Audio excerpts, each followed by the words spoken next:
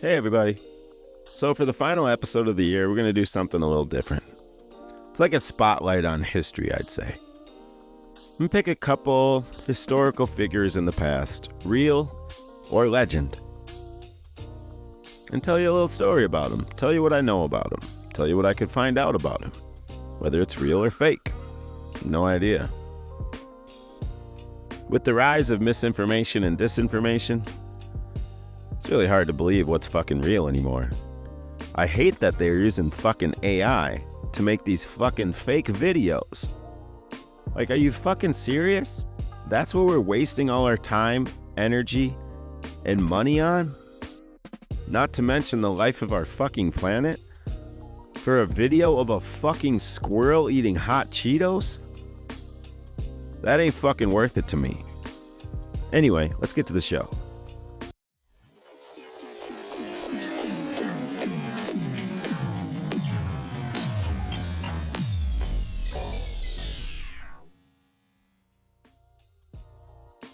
The world doesn't know what the fuck it's looking at half the time.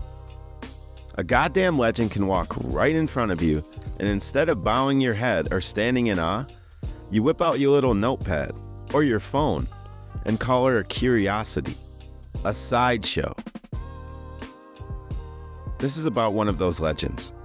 A woman who walked the earth like a living monument, a pillar of strength, a descendant of warriors, and the world had the goddamn nerve to reduce her to a fucking postcard.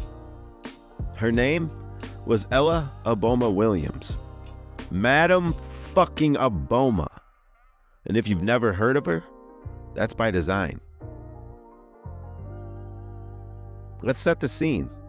It's 1900. You got powdered European asses still clinging to their last century of colonial glory. The British Empire is stomping across Africa like it owns the soil. Meanwhile, they can't even manage decent plumbing at home. And in the middle of all this colonial masturbation, a photograph is taken. It shows a tall black woman.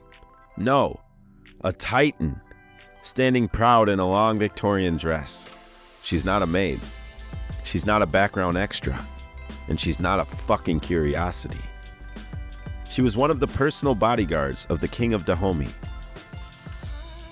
Or that's how the manager at the circus promoted her. She was born in South Carolina in 1865. The same year the US pretended to abolish slavery. And she came into a world that hated her before she even had a name. A world that wanted her to shut up, step aside, and shrink. But instead, she grew. And kept growing. A woman so strong she could lift a man with one arm. And so composed, she could do it without smudging her gloves.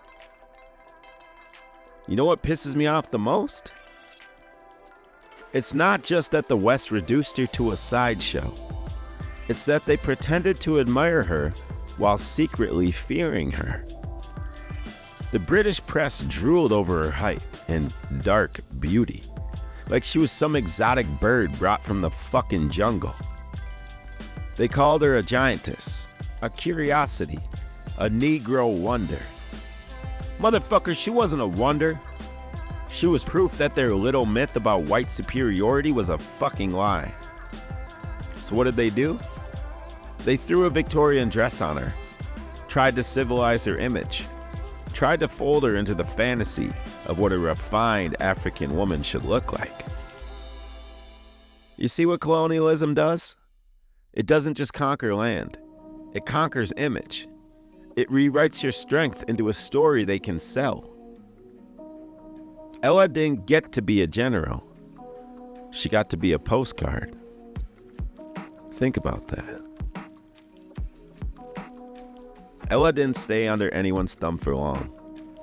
She toured internationally. England, Germany, Brazil, Australia, goddamn Russia. People showed up by the hundreds to stare. But you know what? She taxed that ass. She took their ignorance and turned it into income. You think influencers invented this shit? Nah, fam. Madam Abomah was the original blueprint, setting her own rates, hiring managers, and keeping her dignity intact while the world tried to turn her into a fucking meme. She made thousands a month in the early 1900s. You hear me? That's motherfucking mansion money today. And she didn't need their respect. She took their cash. And that's gangster. You ever notice how history loves to lift up certain women? The gentle ones. The ones who smile through pain. The ones who stand by their men or die quietly for someone else's cause. But the tall ones, the strong ones, they disappear. They get papered over, ignored, edited out, or worse, turned into a footnote in some fucking dusty textbook. Ella Abomah Williams should be on murals. Her face should be on billboards next to Angela Davis and Harriet Tubman and fucking Wonder Woman. But instead, she's a punchline in a postcard, labeled a freak, a Negro novelty. And let me ask you a question. What does it mean when a woman like that, who carried a legacy of blood and brilliance, gets erased? What does it mean when a titan becomes trivia? It means the system is still doing its job, still shrinking the giants. But not today, not here, and not on this fucking podcast. Because Ella Abomah Williams wasn't a freak. She was a fucking monument, a protector, a goddess in a corset and boots. And she deserves to be remembered as loudly and unapologetically as she lived. So the next time someone tells you history is boring, tell them about the 8-foot Amazon who walked through Europe like a fucking skyscraper. Tell them her name, Ella Abomah Williams. And then look them in the eye and say, she would have picked your colonizing ass up with one hand and yeeted you into the sea. Ella Abomah Williams was not forgotten because history ran out of space. She wasn't lost due to poor record keeping. She wasn't overlooked because she wasn't important enough.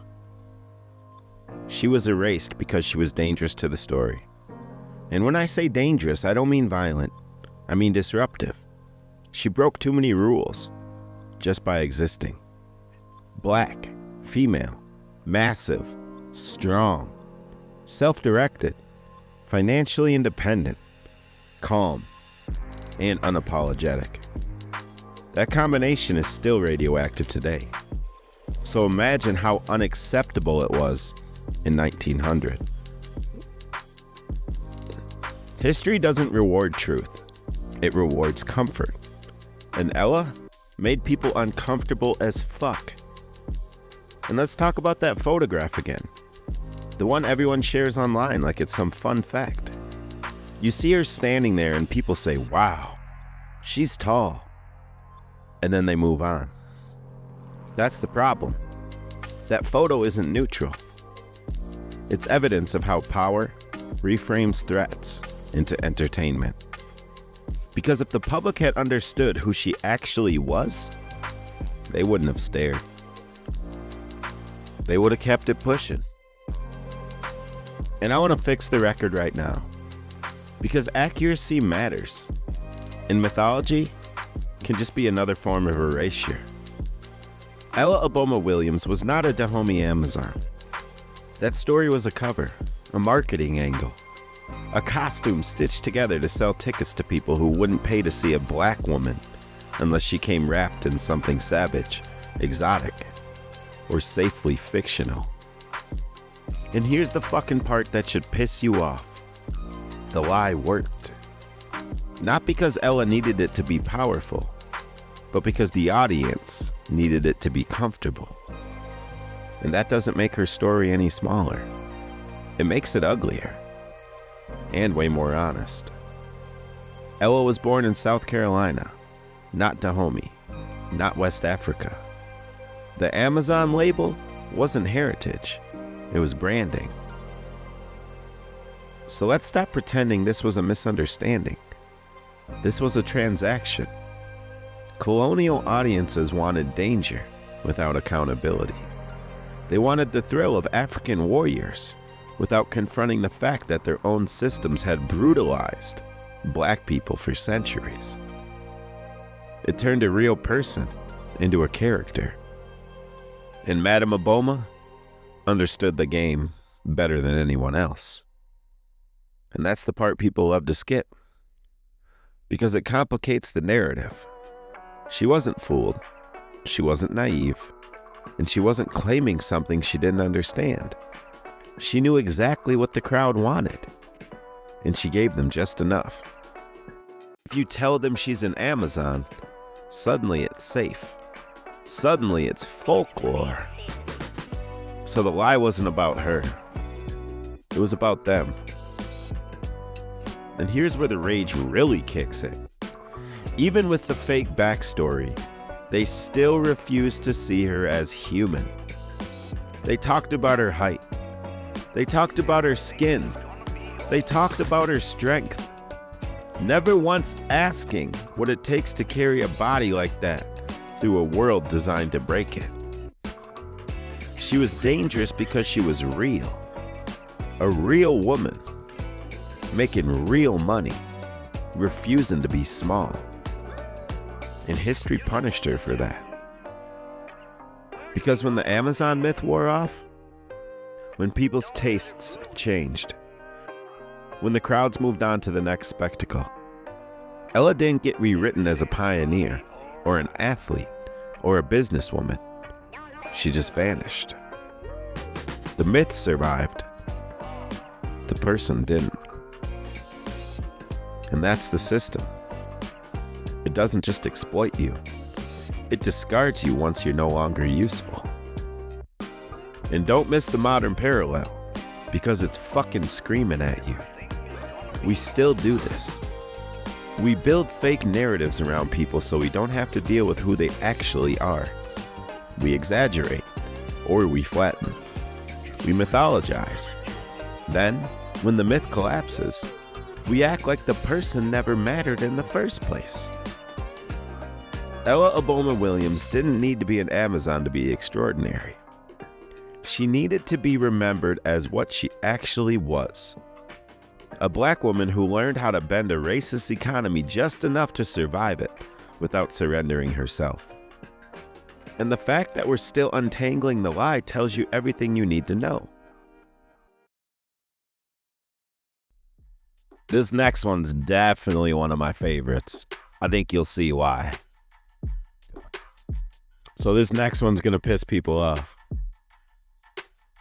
Because the fact that this story might be a legend is the indictment. People say her name was Josephine Boudreaux. She lived in Louisiana after the Civil War, during Reconstruction, when violence against black families was common and never punished. In 1868, members of the KKK killed her parents. They came at night. They didn't rob the house. They just killed them to make a point. Josephine survived. Some versions say she was not home. Other versions say she hid. The story's not consistent on that part. What stays the same is that her parents were dead and nothing happened afterwards. No one was arrested. No investigation went anywhere. The men responsible stayed free. After that, Josephine didn't leave the area right away. According to the legend, she stayed and paid attention. She learned who was involved. She learned which men were active in the local clan. She learned where they met and how they behaved when they felt safe. The story says she gained access to them by working around them, cleaning houses, running errands, being present in places where she was ignored. The men didn't see her as a threat. They talked around her like it was nothing. At some point, men in the local clan began to die. They were found in their beds at night. Their throats were cut. There were no signs of forced entry. No one reported seeing anything, and no witnesses ever came forward.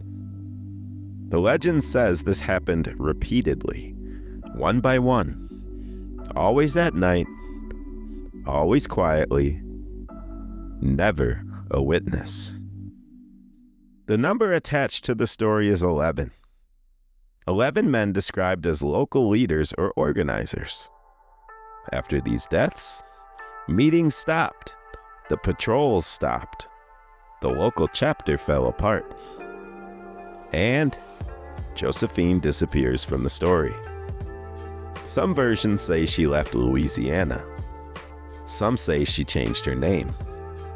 Some say she was eventually killed. There is no agreement on what happened to her. There are no official records confirming these killings or naming Josephine Boudreaux.